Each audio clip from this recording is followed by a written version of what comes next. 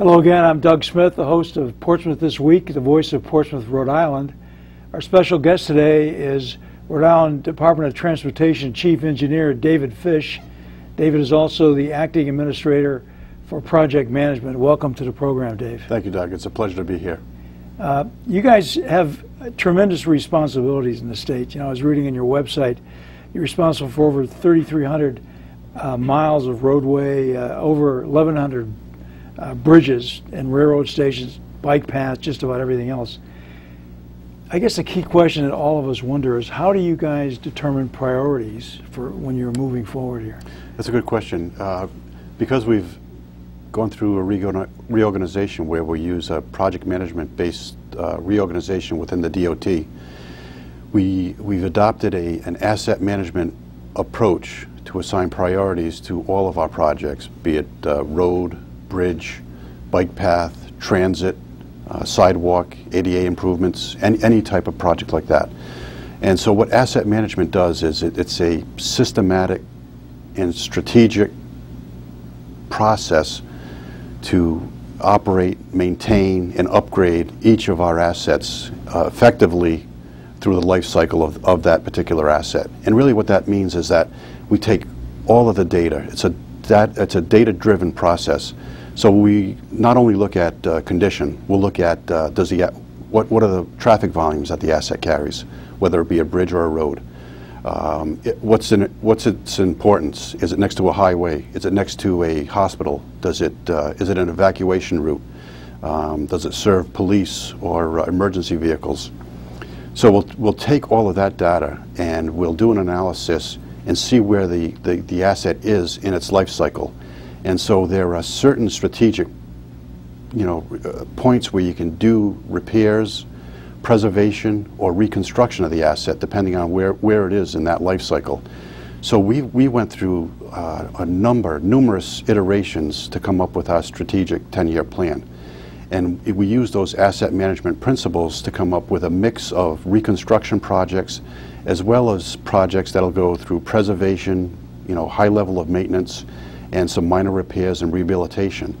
And by using those asset management principles and really defining when we have to touch the asset through one of those actions, we were able to save $950 million by using those principles. So what that does is, so if we can preserve a bridge, it's about $150 a square foot. If we have to do a major rehabilitation, it's about at least $400 a square foot. If we have to reconstruct it, it's about $600 a square foot. So there's a big cost savings. If we can get to that asset and do some preventative maintenance and preservation, we can save anywhere from 3 to 4 times the dollar amount to do those early activities and prevent that asset from becoming structurally deficient. And that's a huge savings over the long term. Over the long term, over the 10 years. Now, is the result of that this transportation improvement plan, the TIP? That's correct. That's correct.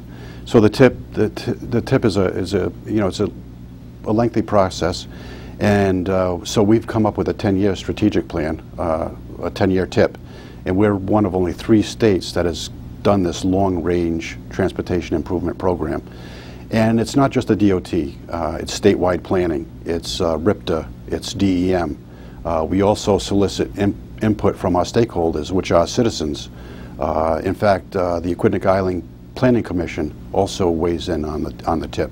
We'll have a number of workshops as well as public hearings, and then there's a review committee, Transportation Advisory Committee, that'll look at not only the projects that we submit and the timeline that we submit them when we feel they should be constructed, but also they'll take input from the municipalities and all these other stakeholder groups. Yeah. Let me back up for a minute, Sure. because try to get at how you guys are organized. Right. You have a headquarters somewhere, Right. in Providence, I Right. assume. In Providence, on 2 Capitol Hill. Okay, and then I know you have outbuildings, like, I'm not sure what you call them, the maintenance buildings, like the one you just built here on Correct. next to the 24 ramp. Correct. So we have strategically located, maintenance facilities throughout the state. And then in addition to those maintenance facilities, they're also supplemented with like individual garages within their district. So the main headquarters for the DOT, at least on the Capitol side, is at 2 Capitol Hill in Providence, across from the State House. Our maintenance headquarters is on Lincoln Avenue in Warwick.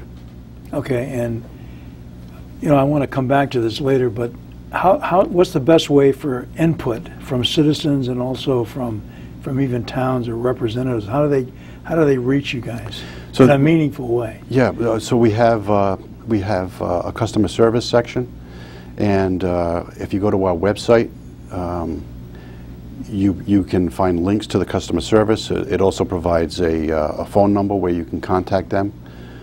We also, if there's a real emergency, obviously you can dial 911, and that'll come to our dispatch, and we'll send somebody out there right away. But there are a number of ways to get in touch with us through our website, through our customer service, through the town managers and mayors, through representatives and senators. We're trying to be one of the really selling points on this whole roadworks program is we want to be as transparent as we can. In today's environment, I think that's the right thing to do. Yes, for sure. Yeah, and I applaud your director, Alviti, for having the guts to come on television and weekly and talk about some of these issues. Right. And some of them are very local. Yep. In fact, I'd like to ask you guys that when you leave, drive down Sprague Street, which is kind of a connector between East and West Main Road, and it's terrible. Now, it may not get it doesn't get the traffic. Right. East and West Main Road are main traffic arteries, but it just, it's dangerous. So take a look at that one on the way out, perhaps. Absolutely. So you guys, there are several properties and things around that are kind of co-owned by you or at least operated by you and DEM. Right. How do you guys coordinate? So we have a series of monthly coordination meetings with DEM specifically to bring up issues that pop up. They're either issues that we have with ongoing projects, or these are issues that are brought to the table from stakeholders such as communities and some of these other planning organizations. So we meet monthly. We have an agenda. We go through the agenda, and we're really partnering with DEM. I believe some of those properties are, at least in Portsmouth, the old stone bridge abutment. Absolutely. That's owned by DOT. At one time, a portion, I think it was Teddy's Beach, was run by DEM. But it's difficult. Right now, we have it in the Transportation Improvement Program for a study to be done in 2022 or 2021. So we've dedicated money for that to see what we can do to upgrade the facility, what we can do for recreational facilities over in that area, and then maybe one of the end results is we look to the town to potentially take ownership and use it for a service for the community. My sense is that the town would like to do that, but they'd just like to see some remediation down there. I think the key is for the town to keep connected with you folks on all these kinds of things. Let me ask you another general question, because I know I'm going to be asked why I didn't ask this question. What's the status of the truck tolls, and when do you guys plan to institute those? That's a good question. It's so we've just gone through and awarded a contract to a design build firm that's headed by this company called Capsh. They're an international conglomerate that does probably billions of dollars of revenue through the tolling industry. So that contract was just signed, and so that project is underway in earnest as far as preparing the plans, preparing shop drawings. So we've defined 14 locations where these toll gantries will be installed. Right now the plan is to have the first two toll gantries installed and operational by the end of this year, and those are 2 locations on 95 in the southern part of Rhode Island, right on the Richmond-Hopkinton border. It's right by the Wood River Bridge, and another location is the Baker Pines Bridge and the Taft Hill Trail Bridge replacement. and the revenue generated from those tolls will go to the replacement cost for those particular bridge projects. So that's the plan for those first 2 locations, and throughout 2018, the other toll locations and gantry installations will take place throughout the course of the year. And a lot of that, part of the flexibility with the design-build contract is we leave the remaining schedule up to the contractor so they can really be efficient and use their resources so they can and let put them those, determine when they can do it. Exactly. And so we plan to have the full system up and operational and collecting all of the revenue by the end of 2018 or the first part of 2019. Let me ask you the other question here. Are there any toll gantries planned for the East Bay? No. No. Okay. None that are proposed by the DOT. Absolutely not. Does that mean somebody else? No, just the Bridge and Turnpike Authority has the toll on the Pell Bridge. Yeah, as you know, there was a lot of opposition. We're on an island, and right? And I don't know which way you guys came, but the Mount Hope Bridge is tough in the morning and in the afternoon because of traffic. So we don't need something else kind of interfering with our getting on the island. Right. Right. Let me talk about the tip for a second. Mm-hmm. I went online, looked it up on your website, clicked on it. There's a 475-page document. Right. So I didn't really get through it all. Right. But this thing is, from what you said before, this is kind of a living document. I mean, it's not something that is static. It's locked in concrete. Right. So presumably there are continual tweaks to this thing. Absolutely. As you go along. Where do you get the input from, like, localities like Portsmouth, Newport, Middletown, and these kinds of things? So that's one good thing about this going to a 10-year plan. We also revised the update process, so we'll update the 10-year plan every year. Prior to this, it was a 4-year tip, and it was updated every 4 years. So we're giving municipalities, towns, cities the opportunity to make recommendations and us the opportunity to make tweaks based on, maybe a road deteriorated faster than we originally anticipated and it needs to be moved up in the program. Or maybe there's a significant improvement that has to be made on behalf of a town that really is economically important to that particular municipality. So it gives us the opportunity to make those types of adjustments. But right now the process is, so every year over a several month period, beginning I think in July, actually this year, statewide planning through the Department of Administration mails out notices to each of the communities and all of the stakeholder groups and gives them the opportunity to comment on the 10-year plan that was submitted by DOT, RIPTA, DEM, right, and allows them input through workshops and through a hearing process to make tweaks or adjustments to the program. Yeah, I think that's good, and I think people need to be, right. This is not a very public thing, but I think it shows that there are avenues for local comment and local concerns to be brought up with you. Right. Oh, absolutely. And I believe the Aquidneck Island Planning Commission, through the last tip, the first 10-year plan that was published last year, they had a couple of proposals that were actually adopted. And I think a bike improvement on Mount Hope, a Melville bike connector from West Main to the boat basin, and I believe there were a couple of other projects that were also candidates that were proposed that were adopted by the statewide planning group. Let me turn to a couple of local Portsmouth issues. You've got a brand new maintenance building right here at the entrance to Route 24, and I guess the question is, I think that replaces another one that was over there by the motel complex, yes. Which appeared to me to be more of a storage area for, I don't know, rocks, gravel, stuff like that. Right. What is the new building going to be used for?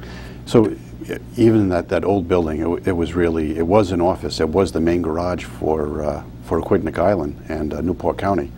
And so we actually Didn't had... hold much. I know, no, I know. And it was, the roof was leaking, the siding was falling apart. There was no room for storage of equipment. It had to be stored outside where it's exposed to the elements.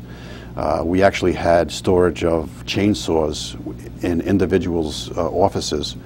Their conference table was a picnic table.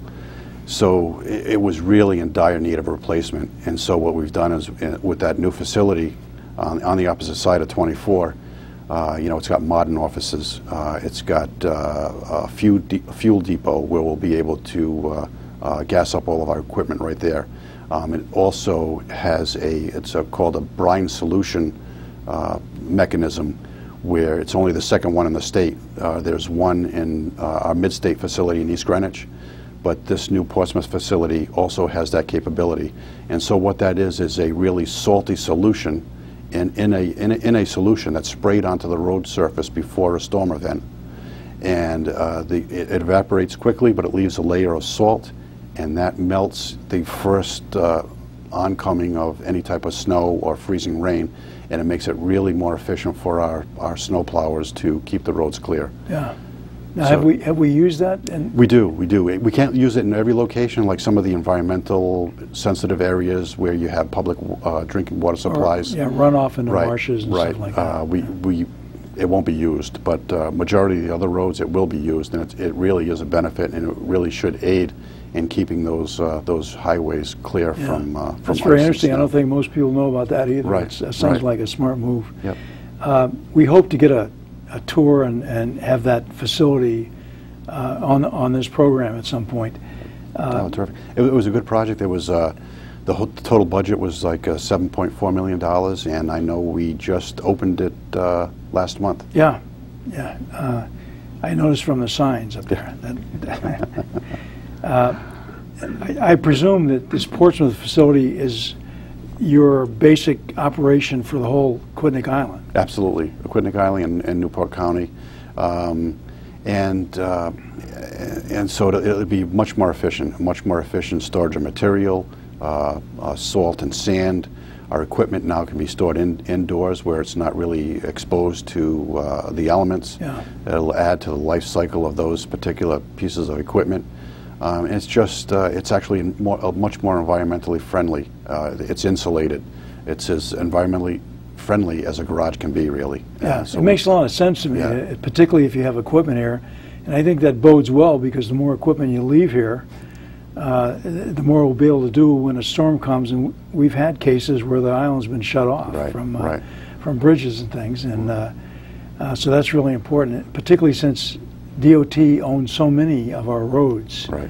Both in Portsmouth and I guess the rest of the island. And it is important too, because we're going through this roadworks program where it's like $4.5 or $4.7 billion program over 10 years, and the director has made a commitment. All right, we're spending all this money on rehabbing, reconstructing all these different types of assets. He wants to put into place a maintenance capability that'll allow us to maintain those assets, so we're not back here in 5 or 10 years with the same kinds of issues. And so that's really important that we upgrade our maintenance facilities and our capabilities so we can maintain these assets once we go through this process to reconstruct them. Yeah, I think it's great that you all are looking at the long term. I've become convinced that's what all these towns, just about everybody else does, particularly with our infrastructure. Absolutely. That's the main Absolutely. thing. Yep. I also noticed you had a press release a couple of days ago talking about some work on West Main Road right outside the studio here. I wonder if you could talk about that for a second. And I understand it's already started, and you've got a pretty good portion of the road started at least pretty well. Right. Right. It was a contract that was awarded late last year. So construction is starting in earnest right now. It's about $9.5 million, and I believe we're scheduled to have it completed by November of 2018. And so they're doing drainage improvements, sidewalk improvements. They'll be putting down a new layer of asphalt on the roadway surface, restriping, everything to upgrade that particular stretch of East Main Road. And in fact, over the 10-year period, within the 10-year plan, we plan to invest $25 million on East Main Road to make a lot of upgrades to that entire roadway network. Yeah. In fact, on West Main Road, we're going to spend $8 million over the next 10 years to upgrade that facility as well. Well, those are like major arteries. Right. I mean, you know, Right. we've become a kind of a flow-through city. If you come in at 8:30 in the morning, or try to leave at 4:30 in the afternoon, you'll see how much traffic Right. on these essentially what used to be small country roads. Right, right. You know, and the real problem is we have telephone poles, and it kind of limits the width. Right. But yeah, I think that's great, and I particularly think it's a great time for some repaving, because people are starting to be concerned when you don't see projects for a while. Yeah. You get the feeling you're left behind and nobody's listening to you. So I think it's good for everybody that you're starting this stuff. The old Tiverton Bridge, the demolition. When do you think that's going to be started? So they've been doing some prep work. They've installed some of the netting underneath the bridge. You'll see they've installed some stone base so they can get access to the bridge. Really, the contract is scheduled. We really anticipate that you'll start to see active demolition of the structure starting in July. This year? This year, yep. Okay. Oh, absolutely. That's absolutely. a major project. A major project. It's the total budget on that project is $15 million.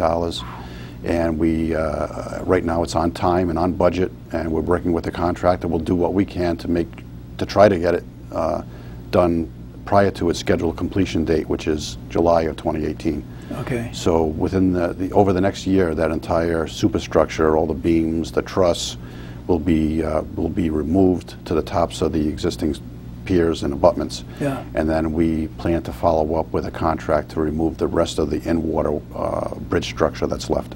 That'll require, I guess, explosives and stuff? We're not completely... Can it be done by welders and divers or other... Right. We're not completely sold yet on the explosive method. There could be some mechanical means to remove some of that, some of those items, but all practical... Right now, it is leaning towards explosive demolition. It's something that they can control the demolition. Yeah. It can be done quickly, and then the debris is removed from the ocean floor rapidly, so we're in and out quickly. What happens to all those bridge parts? You know, a lot of them are probably salvaged by the contractor, and they'll take that into account when they submit. Metal? Right, when they submit their bid. Yeah. Okay. Yeah. So I think this program is very timely, because we have two major projects that'll be starting within the month here. Right. One of which it already has. Right. On East Main Road, and then we'll start to see more work in the bridge. I think that's great. It'll be very busy here for DOT. Yes, yes, absolutely. In fact, we're advertising the Route 24 improvements, basically from Secaunet to West Main Road. That's a little over $9 million project. We anticipate that the contractor will start towards the end of this year, and the scheduled completion is for the end of 2018. One area I forgot to mention when we were talking about recreational things is that boat ramp off of the 24 north side. We were talking about that earlier, and it's kind of co-owned between you and DEM? Right, right. We own access to that short kind of driveway off of Route 24, and I believe we deeded the portion of the land that holds the boat ramp over to DEM. So we have these monthly coordination meetings, and if there are issues, by all means, the town should get in touch with the DOT and DEM, and we'll see what we can do with our own in-house forces to correct some of those issues. It's a real pristine area. Yeah. It's great for recreational small boats, and even fishing and swimming. I mean, it's great down there, but it's kind of falling apart, and part of it is probably dangerous at this point. Yeah, we'll do. Obviously, safety is for any state agency. Safety is our first priority. So yeah, we'll do whatever we can to make sure that it remains safe. So what a citizen like me needs to do is talk to our town planner to try to get him to contact DEM and see what we can do with that. Absolutely. I'll do that. I'll take it on. One of we had a town center plan at one point with you guys, and it eventually sort of evolved to a couple of roundabouts. And I thought there was going to be a roundabout up there by Turnpike Avenue and East Main Road. Has that all gone away or something? No, we do have a project. I think it's in 2021 where we will be constructing that roundabout. I believe it's I want to say Headley is around the Headley. Headley's up. Headley's up on the north, on the top of the hill. All right, there was one up there originally too. So. All right, I'll look into that with in our 10-year plan. But I believe we do have scheduled a roundabout construction as part of that East Main Road project. Yeah, I know we've locally been discussing a lot of this stuff, and the key thing is just the traffic flow, you know, right, and at rush hour you got to keep it moving. Absolutely. And it's dangerous because there are elderly people that live in a nursing home across the street, and people are trying to get across the street, right, and it's impossible almost. We've had a couple of deaths over the last 5-10 years. Right. But you don't want to stop the traffic, you know, so it's kind of interesting. And I know some people complain about roundabouts. The one down there by the Newport Bridge, right, works like gangbusters, I think. Right. You know, and if people do what they're supposed to do, follow the signs. Right. And I know as part of the Pell Ramp Bridge project, they'll be looking at either a series of roundabouts or traffic lights for intersections, and that's almost a $40 million project that'll should be underway in the next 2 years. Yeah, you start talking about these millions of dollars, you'll be talking big cash here at some point. Right. Yeah. We did a study when we first came out with the 10-year plan, and it was with the Aquidneck Island. It also included Jamestown and Tiverton. 67 projects in total. Wow. 29 bridge structures will be worked on at a total investment from the DOT of $195 million. So we haven't forgotten about the East Bay. So East Bay is getting its due. Yes, absolutely. Well, that's good to know. When that old Coowned Bridge is taken down, on the other side of the river there in Tiverton, you guys have put in a little boat ramp at the bottom of it. Are there any plans to do anything like that on the Portsmouth side? Right now we don't. Right now we don't. But obviously, with our 10-year plan and a yearly update of the tip, it's something that might be suggested or thought to. Absolutely. Yeah. Absolutely. I guess I want to get back. We've only got a minute left. It's unbelievable how time flies here. But I want to go back and I wonder if we could just reiterate the way residents and people in town can get a hold of you guys. Oh, sure. And can have an impact. Sure. Obviously, one of them is talking to their local reps. Right. And their local town council. But I guess the key is, and I think we can get the RIDOT website perhaps up on the screen. Right, and in fact, you can email us at help@ridot.net. You can also fill out a comment form at www.ridot.net/help, or our customer service is staffed weekly, 222-2450. Okay. And obviously, your rep, your senator, your town manager, your planning commission, anybody can call the DOT. That's one of the good things. And obviously the director makes himself available on the radio show every Thursday morning. Yeah, in fact, we'd like to invite the director to come down at some point. David, thank you very much. It's been a pleasure having you on board here, and I appreciate what you're telling us. All right. Thank you, Doug. That's right. It was my pleasure. Thanks. And that's it for us. See you next time.